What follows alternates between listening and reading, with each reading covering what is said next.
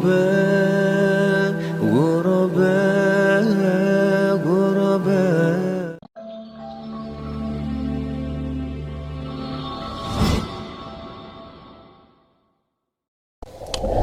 B'Shem Adonai HaRahaman HaRahum Hadahillah Ledonai Rabban Ha'alamin HaRahaman HaRahum Molech Yom Haddin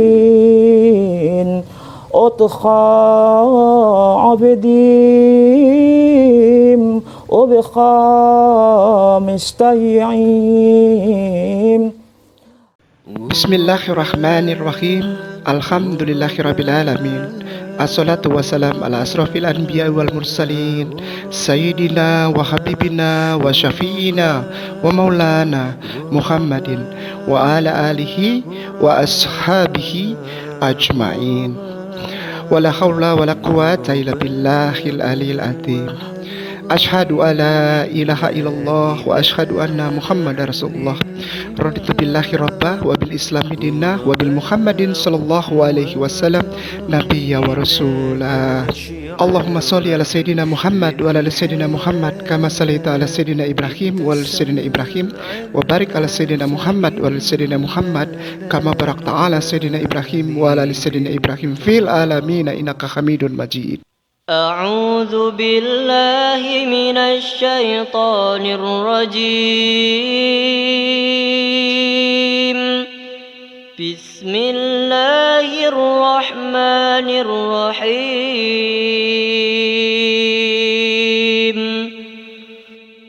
قل للذين كفروا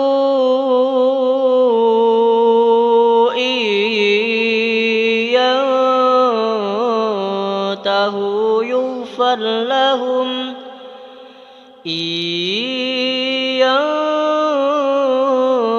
ينتهوا يغفر لهم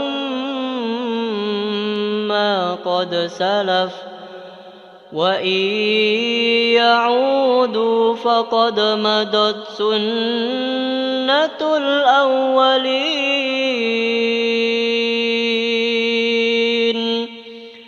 وإن يعودوا فقد مضت سنة الأولين.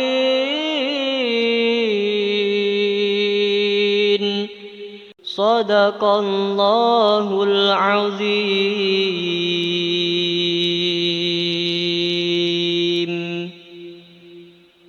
Surat Al-Anfal ayat yang ke-38. Demikian artinya, katakanlah kepada orang-orang yang kafir itu, jika mereka berhenti dari kekafirannya, maka niscaya Allah akan mengampuni mereka tentang dosa-dosa mereka yang sudah lalu. Dan jika mereka kembali lagi, sesungguhnya akan berlaku kepada mereka sunnah Allah terhadap orang-orang terdahulu. Beberapa hari yang lalu saya Kainama mendapatkan masukan dari seorang saudara mu'alaf di Masjid Agung Sunda Kelapa, Jakarta Pusat. Akhi ini menunjukkan kepada saya satu tayangan video YouTube dari seorang ahli atau pakar teologi yang sungguh-sungguh sampai hari ini pun masih sangat-sangat saya hormati. Akhi mu'alaf tadi mengatakan kepada saya bahwa video itu sudah tayang di YouTube lebih dari 2 bulan dan saya masih belum tahu. Begini, di dalam video itu saya dikatakan salah dan bodoh mengenai kata etmak di dalam kitab Yesaya pasal 42 ayat 1 yang tertulis demikian. Di sana jelas-jelas tertulis dan terbaca di dalam bahasa Ibrani etmak. Lalu, mengapa saya terus-menerus mengatakan bahwa kata tersebut adalah Ahmad, Ahmad, dan Ahmad? Dengan segala kerendahan hati saya jawab ya, mari lihat dan searching dari segala sumber. Yesaya pasal 42 ayat 1 yang tertulis pada tulisan Dead Sea Scroll Qumran. Di sana tertulis Ahmad dan bukan Etmak. Itu yang pertama. Lalu yang kedua, Alkitab Kristen dan Katolik sendiri yang menuliskan arti dari kata etmak ini adalah kata yang berarti yang kupegang atau hold dan uphold dan juga whom I uphold di dalam bahasa Inggris dengan berpegang kepada petunjuk penomoran kata di dalam Alkitab 08551. Tetapi ternyata semua isi Alkitab menunjukkan bahwa kata pegang, memegang, atau dalam bahasa Inggrisnya hold dan uphold ini tidaklah menggunakan kata etmak, melainkan kata lehachzich atau temihah yang dalam bahasa Inggrisnya adalah to support, mendukung, menyokong. Di dalam bahasa Indonesianya tidak ada, sekali lagi tidak ada satu ayat pun, saya ulang, tidak ada satu ayat pun di dalam Alkitab yang mengulang kata etmak atau nomor 08551 ini. Kata etmak hanya ada satu di dalam Alkitab, yaitu di dalam kitab Yesaya pasal 42 ayat 1 ini. Yang lainnya untuk kata pegang menggunakan kata lehachzich dan atau tamihah. Itu yang saya tahu. Lalu poin ketiga, saya ini mu'alaf dan saya sangat-sangat mengimani Al-Quranul Karim, insya Allah. Juga di dalam Al-Quran yang sekarang saya imani sebagai kitab suci, terdapat ayat di dalam surat As-Saf ayatnya yang ke-6. Bismillahirrahmanirrahim. وَإِذْ قَالَ عِيسَى ابْنُ مَرْيَمَ يَا بَنِي إِسْرَائِيلَ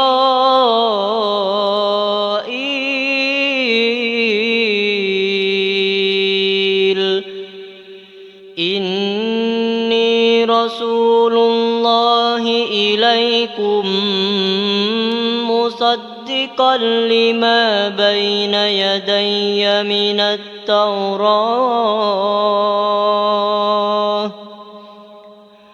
وَمُبَشِّرًا بِرَسُولٍ يَأْتِي مِن بَعْدِ اسْمُهُ أَحْمَدُ فَلَمَّا جَاءَهُم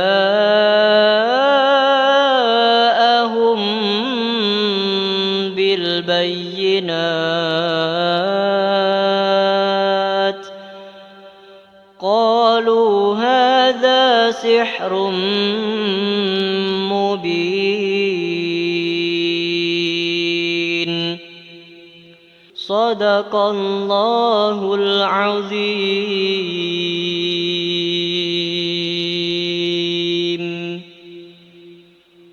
Dan ingatlah ketika Isa ibnu Maryam berkata, "Hai Bani Israel, sesungguhnya aku adalah utusan Allah kepadamu, membenarkan kitab sebelumku yaitu Taurat, dan memberi kabar gembira dengan datangnya seorang rasul yang akan datang sesudahku yang namanya Muhammad."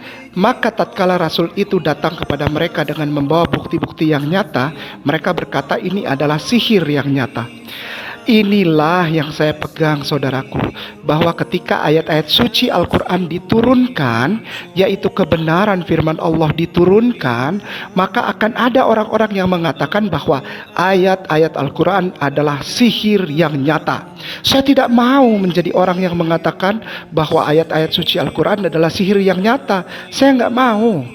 Saya mau menjadi orang yang mengatakan bahwa ayat-ayat suci Al-Quran adalah kebenaran. Dan poin yang terakhir, poin yang keempat, kepada semua saudaraku muslimin wal muslimat, para sepuh dan para mu'alimku yang sangat aku hormati, dan juga kepada semua saudaraku yang aku kasihi, umat Kristen dan Katolik. Pernyataanku tentang Yesaya pasal 42 ayat 1 itu adalah kesaksianku, testimoniku, dan witnessku tentang iman agama yang aku peluk, bukan tentang ayat yang diperdebatkan. Jadi kalau saudara Kristen Katolik menerima kesaksian di gereja dari mantan muslim yang masuk Kristen, lalu mengapa saya dilarang bersaksi di lingkungan jamaah muslimin wal muslimat? Nggak adil dong itu namanya. Berarti saudara Kristen mau menang sendiri dong. Ayolah, bukankah saudaraku yang terhormat para pendeta dan para ahli teologi bilang di video YouTube bahwa saya adalah seorang bodoh, penipu, pembohong? Kalau begitu, ngapain para pendeta dan para ahli teologi repot-repot menjawab orang bodoh dan pembohong ini? Santuy aja ya saudaraku Kristen dan Katolik, gak usah marah-marah kepada saya, nanti darah tinggi loh. Kalau nggak setuju dengan pemahaman saya, ya udah, saya sangat menghormatinya. Sekali lagi, ini adalah kesaksian dan testimoni saya kepada saudaraku muslimin wal muslimat tentang kisah dasar mengapa aku Kainama mengucapkan 2 kalimat syahadat. Dan dasar ini adalah dasar hasil pembelajaranku pribadi. Sekali lagi, hasil pembelajaranku pribadi. Dan dasar kisah pengalaman pembelajaranku ini bukanlah untuk menyerang atau menghina iman Kristen atau Katolik, dan atau untuk mempengaruhi saudara yang beriman Kristen atau Katolik agar membenarkan agama Islam. Sama sekali bukan. Sekali lagi, dengan segala kerendahan hati, ini semua hanyalah kesaksianku, testimoniku, tidak lebih tidak kurang. Karena saya, Kainama ini, diajarkan oleh para tuan guruku, para ustadku, untuk menghormati pilihan agama saudara-saudaraku yang berbeda-beda di negara Republik Indonesia ini. Contoh kecilnya saja adalah ketika saya membaca ayat di dalam Bible yang tertulis di dalam kitab Yohanes pasal 4 ayat 25 dan 26 yang demikian bunyinya. Jawab perempuan itu kepadanya, "Aku tahu bahwa Mesias akan datang, yang disebut juga Kristus. Apabila ia datang, ia akan memberitakan segala sesuatu kepada kami." Kata Yesus kepadanya, "Akulah dia yang sedang berkata-kata dengan engkau." Yang mana ayat ini, Yohanes pasal 4 ayat 25-26 ini, di dalam versi Selabear tertulisnya demikian. Kata perempuan itu kepadanya, "Aku tahu bahwa Mesias yang disebut Al-Masih itu akan datang. Apabila ia datang, ia akan memberitahukan segala sesuatu kepada kami." Sabda Isa kepada perempuan itu, "Akulah dia yang sedang bertutur kata denganmu."